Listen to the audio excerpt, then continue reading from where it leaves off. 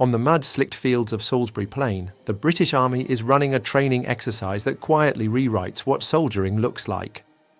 Titan Storm isn't just another drill, it's one of the first times drones have been fully integrated into the battlefield alongside tanks and helicopters. The soldiers guiding them have been chosen as much for their ability to game as for their ability to march. We're seeing a fundamental shift in recruitment. The Ministry of Defence is no longer behaving as if physical prowess is the sole currency of a modern soldier. Defence Secretary John Healey says the Army is actively seeking gamers and coders who are confident and passionate about tech. These are people who grew up mastering virtual battlefields and controllers. To get them, the military is changing the rules. A new direct entry scheme lets cyber recruits skip the standard fitness training program.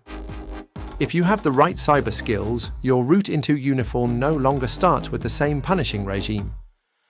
One of Britain's flagship aircraft carriers, HMS Prince of Wales, now has a fully equipped esports room on board. This steel-hulled symbol shows how seriously the forces are taking gaming culture. This convergence of entertainment and annihilation was on show in London.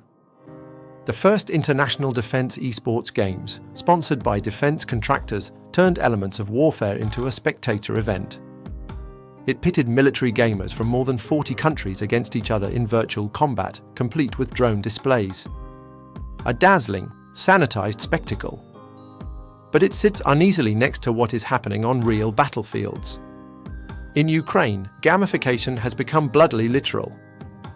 Under the Army of Drones bonus system, units compete for points, 12 for killing a Russian soldier, 40 for destroying a tank.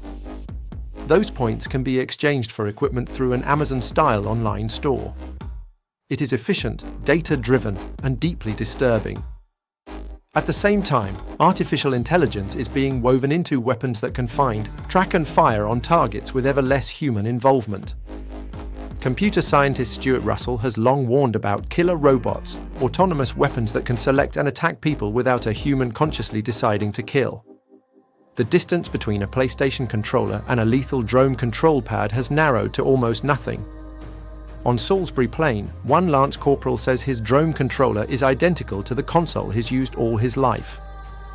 In the exercise, the payload is just a paint-filled water balloon, but in real war it would be a hand grenade with an 8-meter kill zone. One press of a familiar button and people hundreds of meters away would die.